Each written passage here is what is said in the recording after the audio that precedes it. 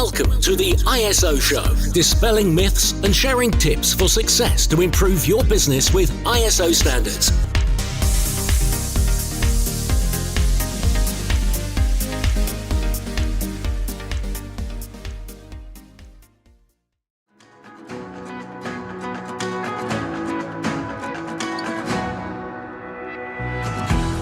If you're listening to this podcast, then you're in great company. We've got thousands of listeners who have a thirst for continual improvement and raising standards in business. Whether your interest is in quality, sustainability, or risk standards, I'd love to welcome you as a member to our online platform for all things ISO, the ISology Hub. The ISology Hub is the leading place to get access to all of your online resources, from in-depth training courses through to our very popular coffee break training, to templates and action plans and many other resources to help raise standards. As a member, you get access to over 100 courses, taking you from learner to practitioner to leader. The ISology Hub has all the resources that you need, which will really help to make your life easier and to help improve compliance in those business critical areas. So if you'd like access to learning and compliance resources ranging from data privacy to environmental management, anti-bribery, business continuity, quality, health and safety, to name just but a few, the list is endless actually, then we'd love you to come and join us. Just head over to the isologyhub.com.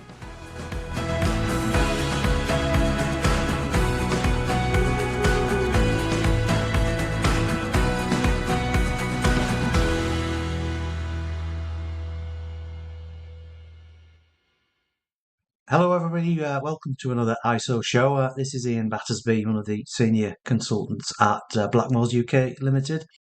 Today we're going to be talking to Tom Catnach, who is a representative from one of our clients, Mintago, who recently achieved certification to ISO 27001 for the first time, which is great news. He's going to talk to us about his experience of that certification process and what he feels it means for Mintago. So welcome, Tom. Really good to have you on here today. But could you just tell us a little bit about Mintago, what your company does, what you're all about, please? Yes, of course. Thank you for having us. We are a employee benefits company. That's the best way to describe us. We work with companies to help their employees be financially better off. We do this in a number of ways. For example, we find lost pension pots. There's a few £1 billion of lost pensions in the UK, so we go out and find them for people. We help people save money with discounts, we help people plan for retirement, and also we try and make people financially efficient by offering a variety of salary sacrifice products. And then finally, we also help companies be more financially efficient as well, with techniques such as pension salary sacrifice or various other national insurance savings. And to be honest, I wasn't completely aware of what you did until I knew we'd be involved in this interview session. And I've been looking at, looked at your website, looked at what you're doing, and I'm really quite fascinated. One phrase I noticed was financial literacy, helping people to achieve financial literacy. It's a hugely important aspect of life. Personally, one I think is neglected in areas it ought to be addressed, like in school, for instance. So I'm fascinated to see that there is an organisation such as yours doing this sort of thing. Yeah, there are some charities out there doing work to educate secondary school age children on financial literacy in schools. I've actually worked with them. I've done some of that work, and it is really good. It's quite high impact, but of course it's a drop in the ocean compared to the amount of information on TikTok and other social media platforms that you're sort of pushing back against, really, because there's one narrative very much is like, oh, well, you can be an influencer and get rich, and there's another narrative of, saving for your pension might be quite important when you're 18, and one is a lot more exciting than the other. Yes. So you're always trying to find an interesting way to frame a not so appealing message sometimes, that saving really is an important thing. Yeah, it's not necessarily a fascinating subject for our offspring. We have 7 children between us who are all grown up now.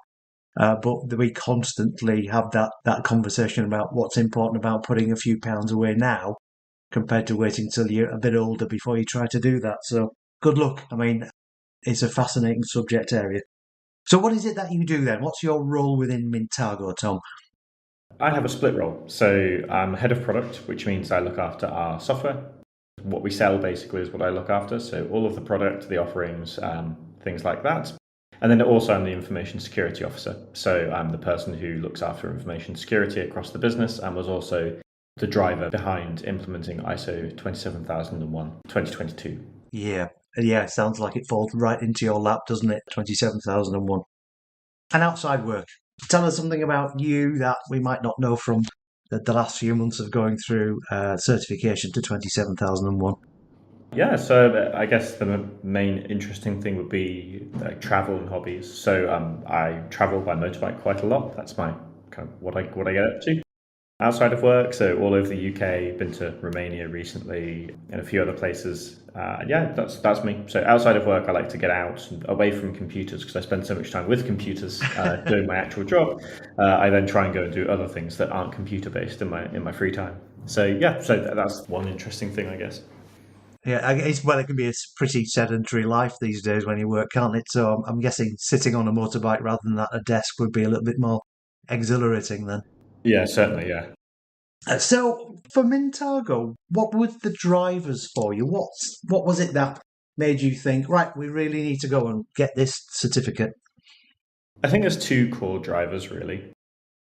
There's a understanding in the business and also my career in general. I kind of started in data security or in a publication for data security called Data IQ. So this has always been very close to my heart ever since I was 22. And there's an understanding that we hold a lot of sensitive data. We have to hold that data to operate as a business. We can't not use it. Yeah.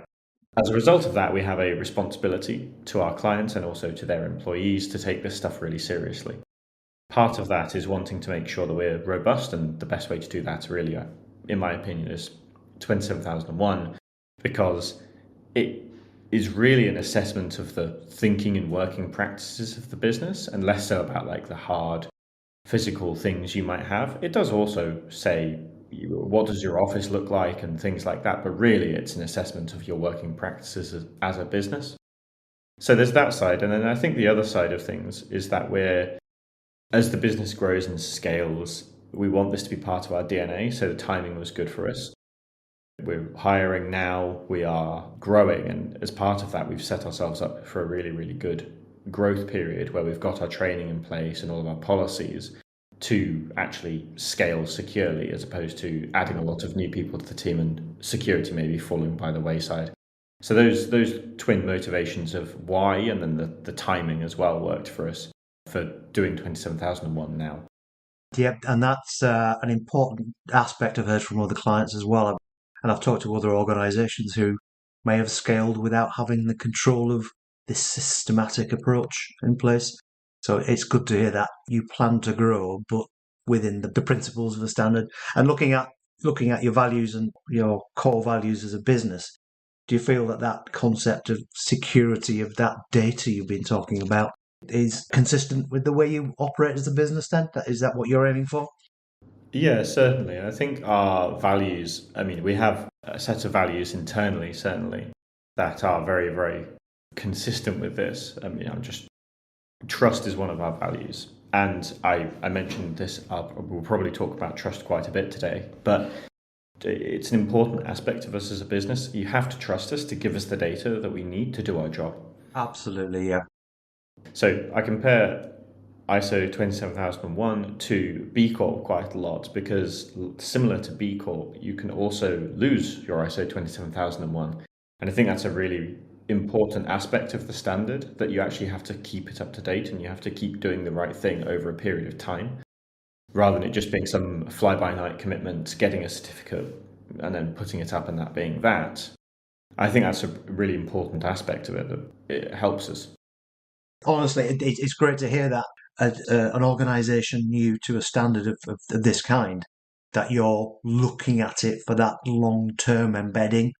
I've experienced organisations where getting the certificate is everything, but the certificate isn't everything. It's the maintaining and improving that is really the key to each of the standards, whether it's 27,001 or another one of them on health and safety or quality or environment. It's good to hear that you guys are in this for the long haul.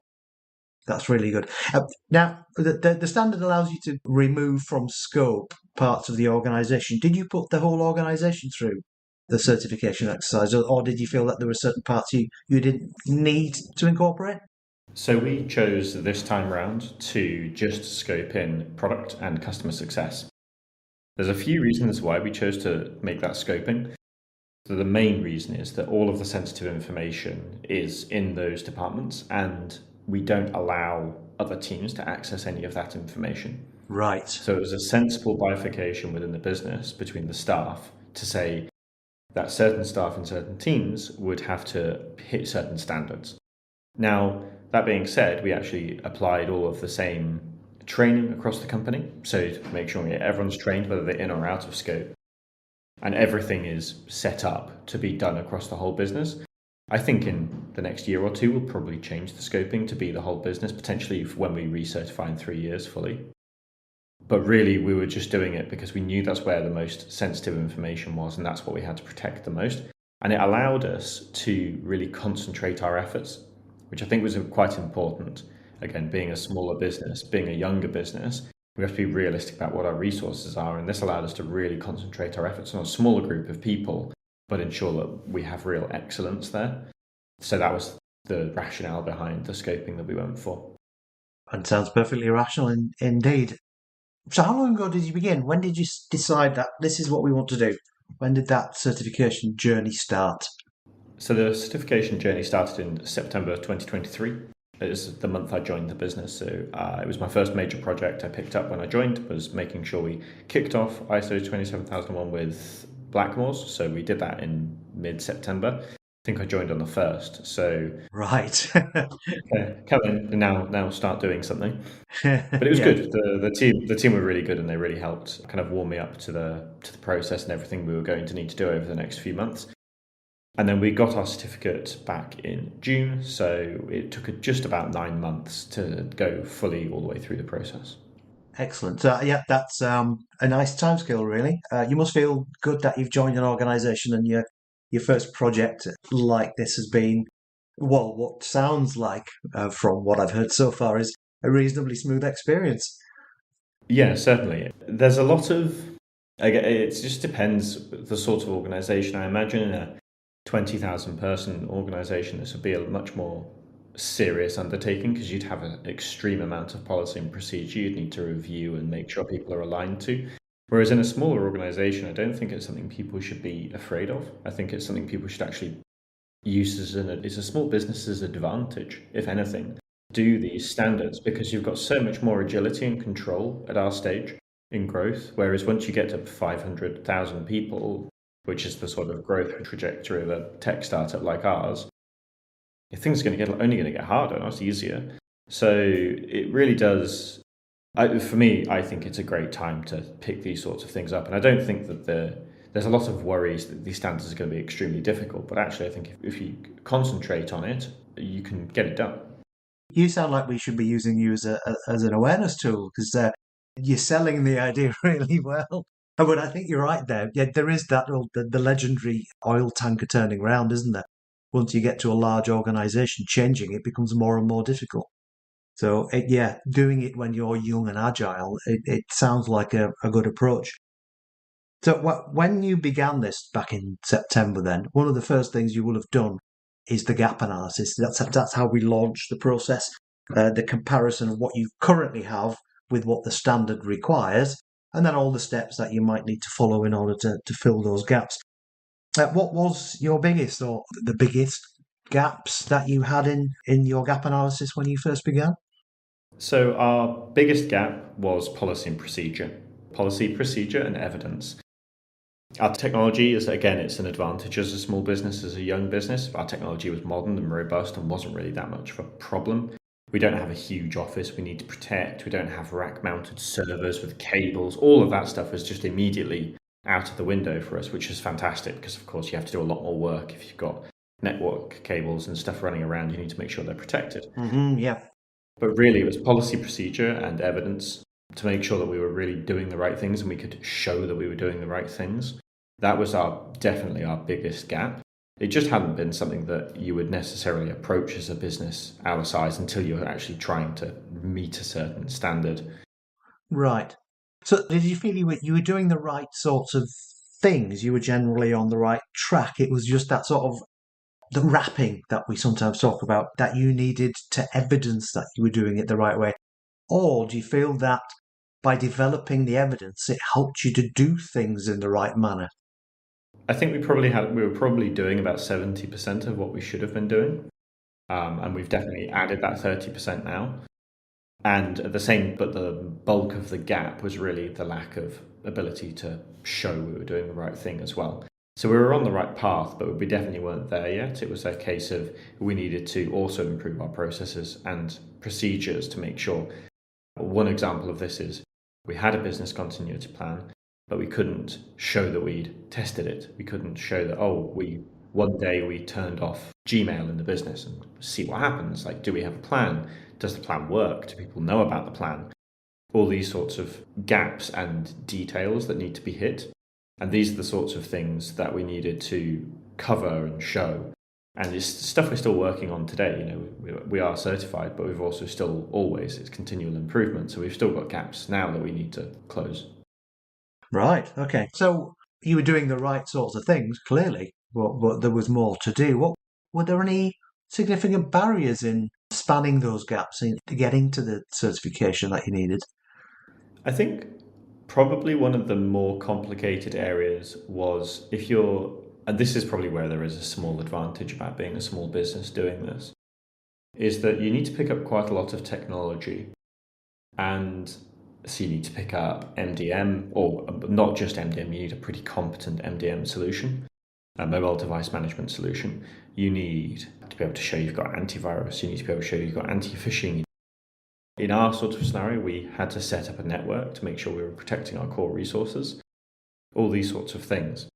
And when you're trying to buy those sorts of softwares and those services from companies, you're not really taken very seriously. They're used to dealing with 1,000, 2,000, 5,000 employee businesses. Ah, right. Some of them won't even pick up the phone to speak to you. They'll say, use this web chat AI bot or don't speak to us. I won't mention any names there, but we had some pretty bad experiences trying to buy some software. It was essential software, stuff we had to pick up. I think that was actually one of the most time-consuming pieces of the whole process for me, was piecing together this puzzle of software I needed to build this cohesive security package for endpoint. Because we don't have rack-mounted servers, we just don't have these things. But our biggest threat really is endpoint security. So it's just making sure we had really, really good endpoint security in place. Mm-hmm. That was our big gap. All right. Okay. So in overcoming your challenges to achieve certification, one thing we talk about as consultants to our clients regularly is the need for engagement, whether that's from leadership or from the entire workforce. I mean, without top management direction, we find that systems generally doomed to failure. And without letting the workforce know their part in a system, you can't implement it. You can't get them to deliver. How did you find that? Did you find the engagement across the workforce something that helped you to achieve your goal? Yes, I agree completely. It's of critical importance. At the end of the day, the people that are going to get phished, the people that are going to get targeted by attackers are going to be the frontline workers that they are deemed to be more vulnerable by attackers broadly. You can't protect your organization unless they are actively engaged in security. It's as simple as that. They have to want to be engaged. Our engagement's pretty good. Again, being a small business really helps here. Broadly we're co-located in London or near enough London, so we can get messages out pretty easily. Engagement's pretty high. But also, it was a top-down initiative, which really helps. It was led by the C-suite. I was the implementer of the vision and did the training and all those sorts of things.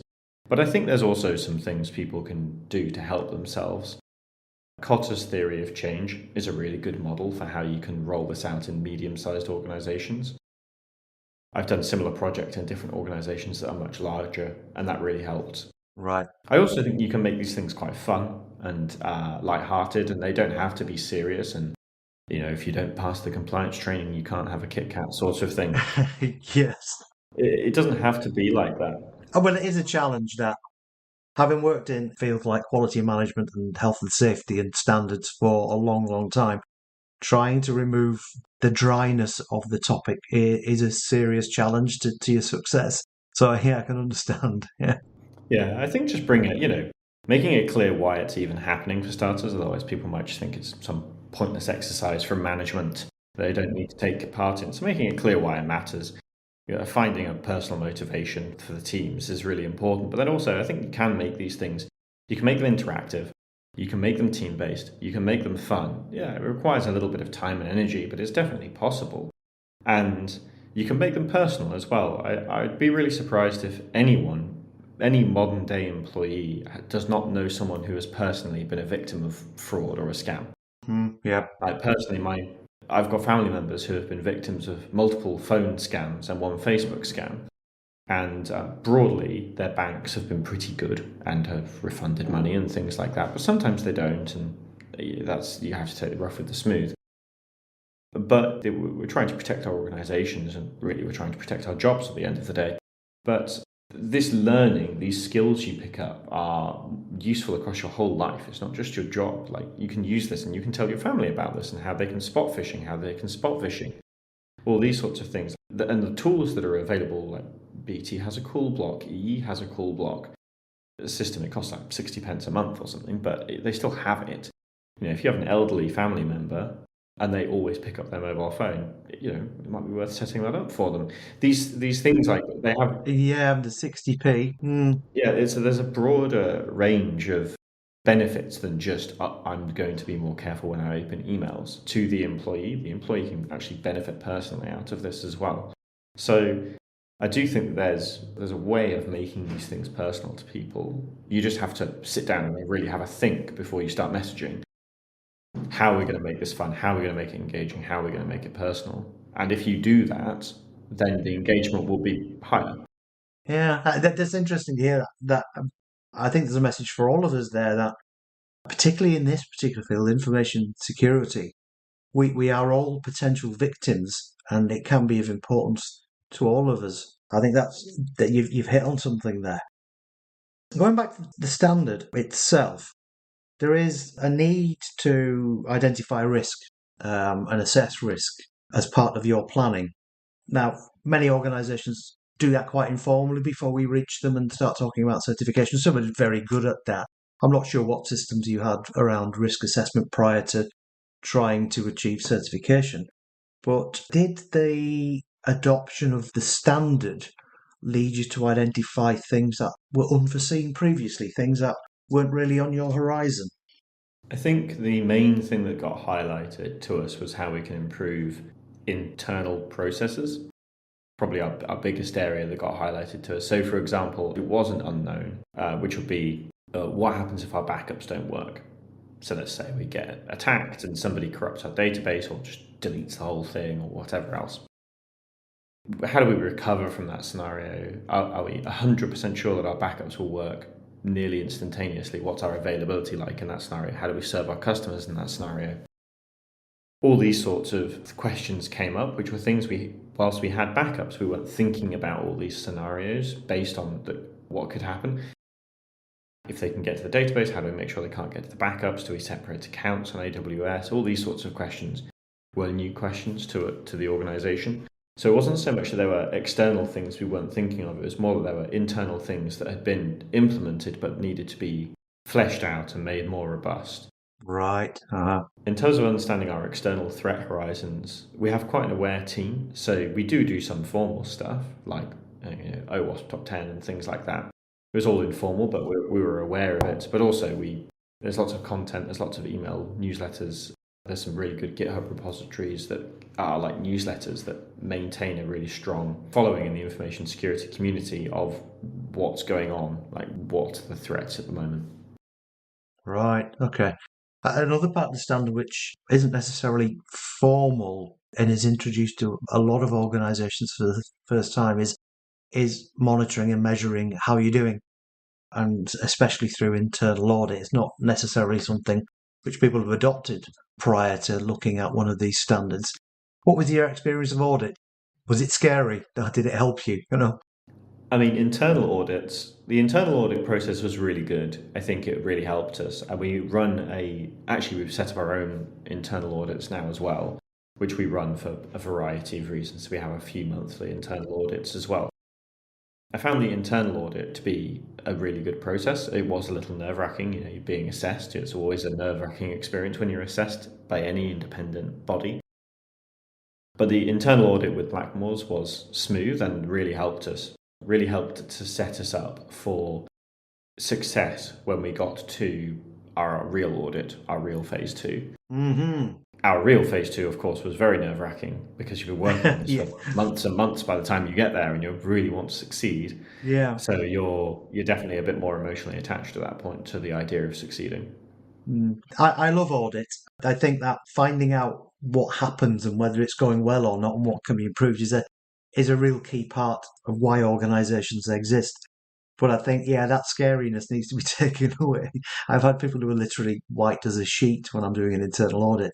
They have to say, just tell me how you do your job. What comes across your desk in the morning and what do you pass on to other people? So presenting it in the right light to people is part of the challenge, I think. But I really enjoy it. And you've just alluded to going through the stages of certification.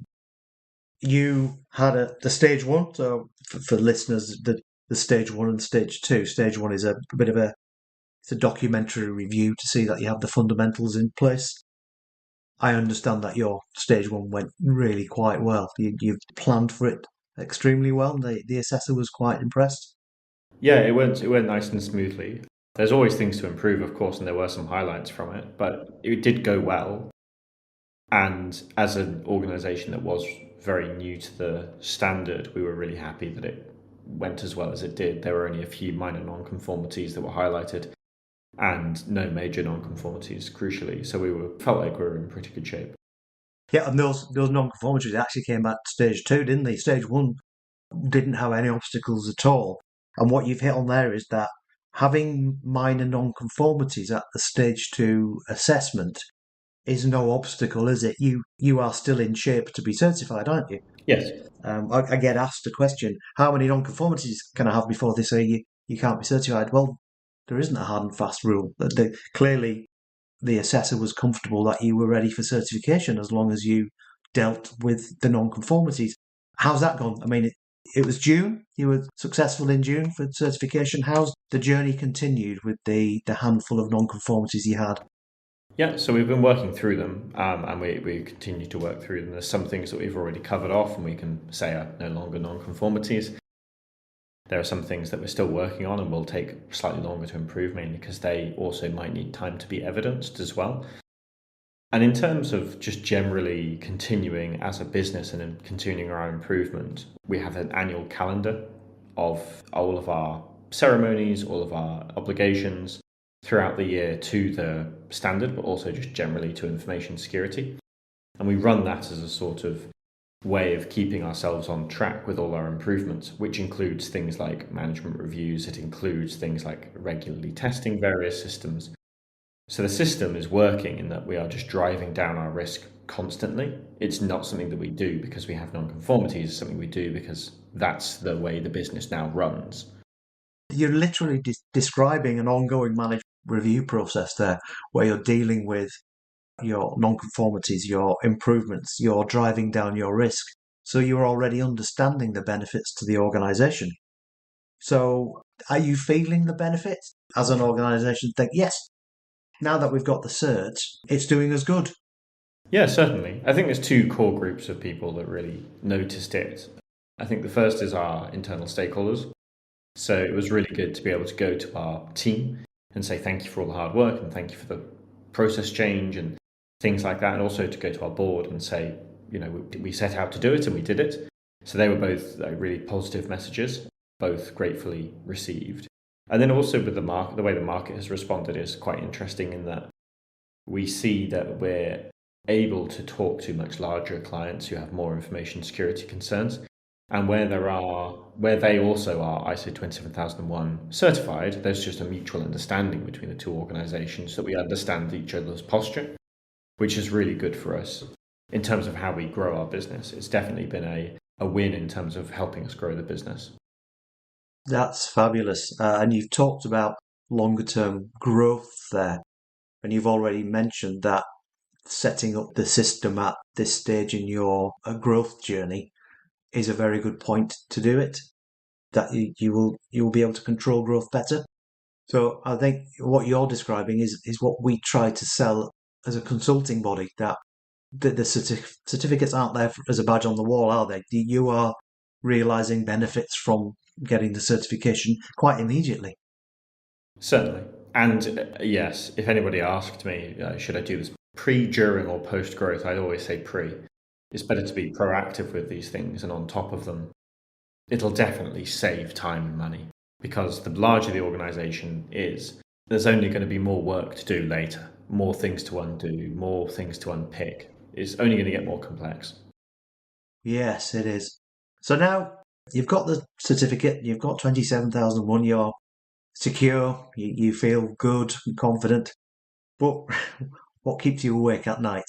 What's the threat on your horizon that really worries you? Because Steve, I mentioned Steve Mason earlier. We did a Q&A on the CrowdStrike event a few weeks back, and the implications for people with management system standards and the learning that they should gather from that. So clearly there are events ongoing. There are always threats. What's the one that worries you?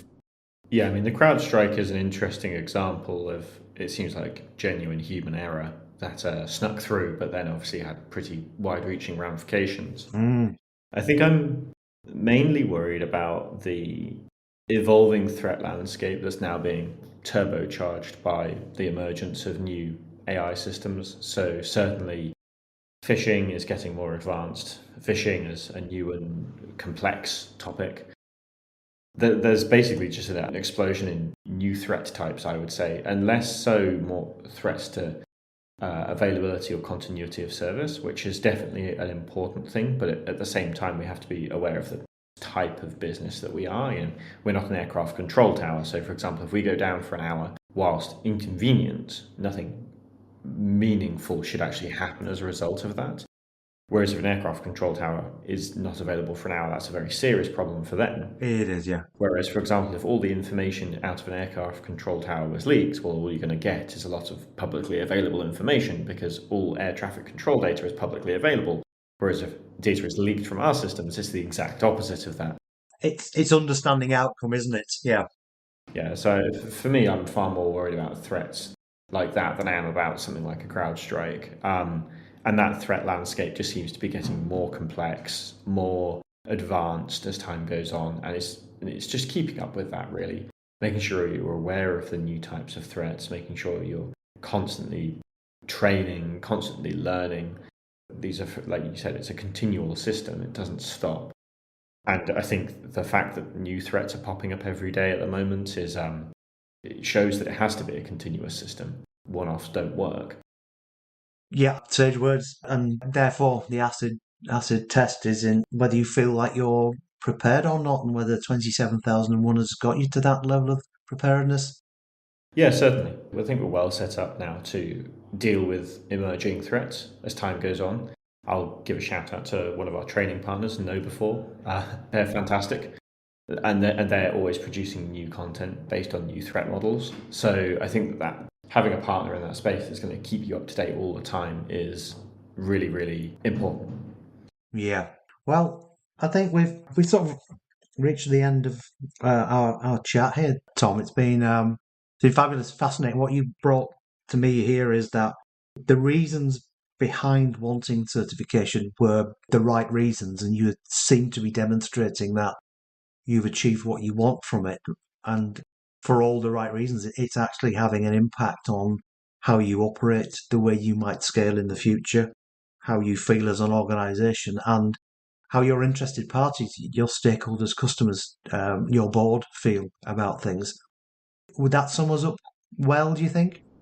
Yeah, it's a good summary. Great. Well, thanks for joining us. It's been a pleasure. If ever we have any more questions, we might have you back on in a year's time to find out how your journey's been with 27,001 since certification, if you want to join us again. Brilliant. Yeah, I'd be happy to. Thank you for having me on. Really appreciate it. That's great. Thank you all for listening. Please join us again in future. If you have any thoughts or any opinions on what we've done today, please drop us a line. If you've got any more topic areas you'd like us to pick up on, then please get in contact. Thanks for joining us. Cheerio.